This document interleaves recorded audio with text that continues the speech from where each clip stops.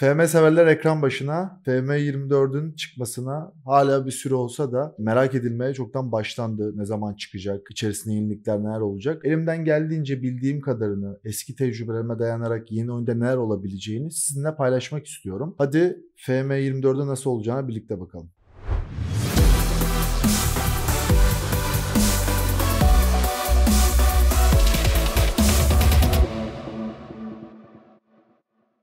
En can alıcı soruyla başlıyorum. FM24 ne zaman çıkacak? Henüz bununla ilgili kesin bir bilgi yok ama şu an yaz aylarındayız ve biliyoruz ki bu dönem genellikle futbolun yeni sezonun başladığı ve bir sürede devam ettiği süre zarfında çıkar. O yüzden de eski oyunlardan da bildiğim üzere Kasım ayının başlarında çıkmasını bekliyorum. Bunlar da beta sürümü Ekim sonlarında çıkabiliyor. Bazen Kasım'ın 11'lerine kadar sarkabiliyor. Ama ben oralara sarkacağını düşünmüyorum.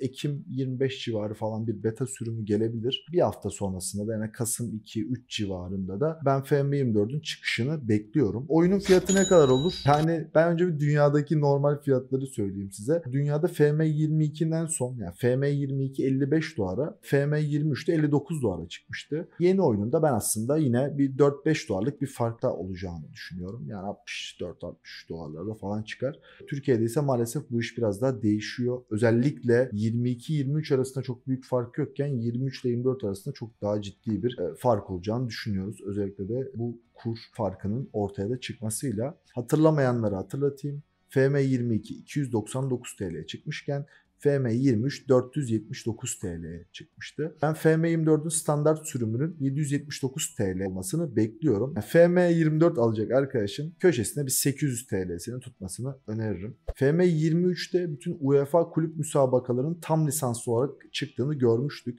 FM24'te de ben aynı şekilde devam edeceğini düşünüyorum. Bununla ilgili bir değişiklik olmayacak. Özellikle taraftar desteği, taraftarların size daha yani fanlarınızın diyeyim sizde olan ilgisi ve onlarla olan etkileşimimizi daha yüksek tutmaya başlamışlardı FM23'te ve bunların etkisi takımımızı daha çok etkiliyordu. Daha çok ateşlemeye başlamışlardı. Ve en büyük değişikliği de ben FM23'te şöyle gördüm. Eskiden daha çok pres taktikleriyle önde baskılar biraz oyunun metası gibiydi ve oyunda böyle yüksek pres, önde oynama vesaire daha çok iş yaparken FM23'te bunu biraz gördüler ve tabii ki de sıfırlamadılar ama biraz daha az etkili bir hale getirdiler. Daha çok savunma taktikleri. Mesela 4-2-3-1 çok büyük önem kazanmıştı FM23'te. Daha dengeli oyunlar, savunma oyunlarının da bir karşılığını görmeye başlamıştık. Diğer türlü full baskı, pres, iyi böyle kondisyonda yüksek takımlarla daha çok skor alıyordunuz. Orayı biraz dengelemişti Sega. Ama ben FM23'te böyle bir farklılık görmüştük. FM23'te ilgili aklımda kalan bir şey de yapay zekanın oyun içerisine biraz daha yavaş yavaş girmesiydi ki oyun çıktığı zamanlarda bu yapay zeka furyası bu kadar da büyümemişti. Ama takımınızda kullandığınız yöneticiler, kadrodaki isimler daha çok yetkin olmaya başlamışlardı. FM24'e gelecek olsak oyunun yapay zeka etkisinin ben çok daha artacağını ve yanınızda kullandığınız yöneticiler, kadrodaki insanların oyuna daha büyük etki edeceğini düşünüyorum. Yani bundan sonra siz teknik direktör olarak tek başınıza yaptığınız işleri biraz daha yanınızdaki ekibinizle birlikte koordineli bir şekilde ve daha çok işinizi dağıtarak devam edeceğiniz ve bunlara daha çok kafa yormanız gerektiği bir sistem kurmaya başlayacak FM. Çünkü zaten yani belki de şu an dünyadaki en gerçekçi futbol oyunu ve gerçekten de artık oradaki wonderkidler gerçek hayatla 3 aşağı 5 yukarı tutmaya başlıyorlar. Yani bir oyuncu sakatlanmadıysa ve FM o adam için, o genç oyuncu için bu çocuk hakikaten iyi seviyelere gelir diyorsa yani artık neredeyse çok şaşmamaya başladılar. Bu kadar iyi bir scout güçleri ve bu kadar iyi bir analiz güçleri var. Bunun yanında ben artık iyice bu teknik ekip işine de girip oraları artık daha da böyle bir ciddileştireceklerini ve her şeyi böyle tamamıyla yine sizin yönettiğiniz ama doğru ekiplerle yaptığınızda daha çok başarı alacağınız bir dönem geleceğini düşünüyorum. Buna bağlı olarak aynı zamanda zaten oyuncularla artık birebir konuşmalar, işte bir sorun çıkıyorsa oyuncunun sizle konuşma isteği, ona verdiğiniz cevaplar vesaire bunlar zaten Football Manager 2022'den beri önem kazanmıştı. 23'te daha da önem kazanmıştı. 24'te çok daha önem kazanacak. Bence her futbolcuyla böyle daha birebir ilgilenmeye başlayacağız. onların sorunlarını anlayıp diyorum iyi bir şey söylediğimiz zaman ondan aldığımız cevaba göre oyuncunun bizde kalıp kalmayacağı, performansını yükseltip düşüreceği gibi bu tarz detaylara daha da inecekler. Zaten basın çok soru soruyordu ve hala da basın soruları çok devam ediyor. Onların etkisi yine ben devam edeceğini düşünüyorum. Belki orada ufak tefek birkaç düzeltme yapabilirler. Çünkü bir yerden sonra artık yani çünkü bir de FM insanı kitleyen bir oyun. Yani böyle girdiğiniz zaman hadi 10 dakika oynayayım kapatayım yapamıyorsunuz. 2 saat, 3 saat, 4 saat bazen sabahlıyoruz yani biz bu oyunun başında. Ve artık o basın bültenlerinde sorulan sorular her maç sonrası cevap vermek hakikaten yorucu oluyor. Burayı belki biraz daha dengeleyebilirler ama yine de onların da takım üzerinde etkisinin çok düşeceğini düşünmüyorum. Transfer süreçlerinde buralarda her zaman biraz açıklık bırakıyor Futbol Manager. Yine gerçeğe yakın. Oyuncularla yaptığınız kontratlar, menajerleriyle görüşmemiz, oyuncuların istekleri, takımınızın o anki bütçesine uygun oyuncular alıp alamama olaylarınız gerçekten gerçeğe çok yakın. Ama mesela böyle ufak tefek yüksek bonuslar verip oyuncuların mesela böyle kafasını daha çabuk çelebiliyordunuz. Öyle ufak taktikler de yapıyordunuz. Bence burayı biraz daha zorlaştıracaklar ve daha da gerçekçi hale getirecekler. İyice bütçe konularına daha çok gireceklerini düşünüyorum. En azından benim şu anki görüşüm o.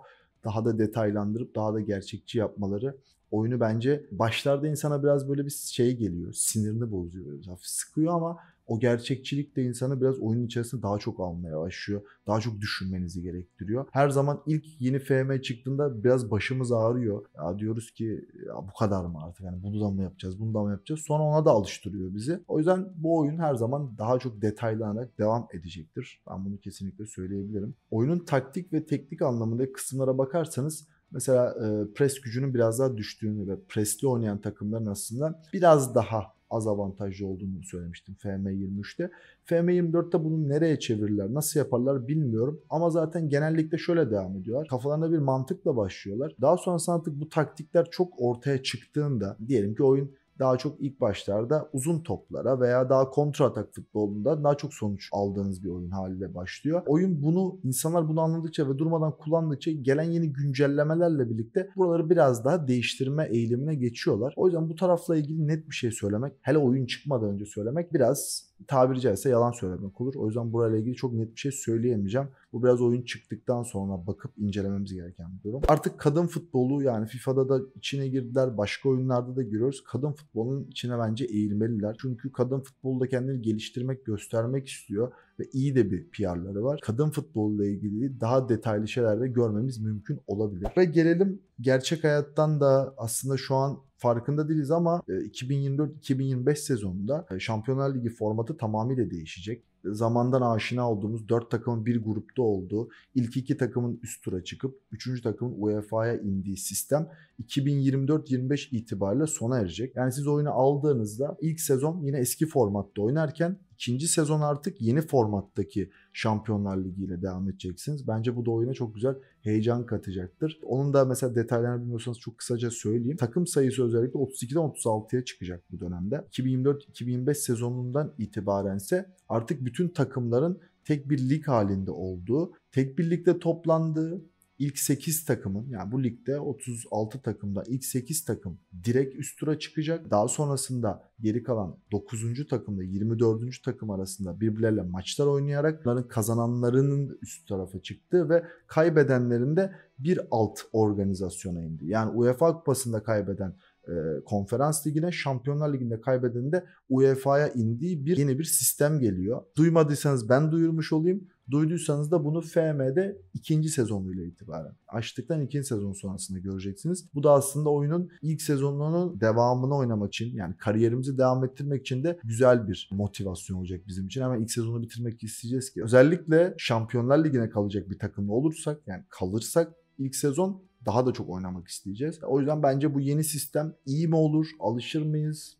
Ya onu bilmiyorum. Hani daha mı keyifli olur, daha mı keyifsiz olur? Bu çünkü kime yarayacak? Büyük takımlara mı yarayacak? Ki muhtemelen onlar için yapılıyordur bu. Ama büyük takımlara mı yarayacak? Daha küçük takımlar buradan daha büyük avantajlar devşirebilecekler mi? Bunların hepsini aslında görmüş olacağız. O turnuva ile ilgili çok kısa daha bilgi vereyim. Lig aşamasında her takım 4'ü iç sahada ve 4'ü deplasmanda olmak üzere 8 farklı takımla maç yapacaklar ve 36'lı puan tablosunu oluşturacaklar. Bir daha tekrarlayayım ben burayı. Puan tablosuna göre ilk 8 sıradaki takımlar son 16 turuna gidecekler.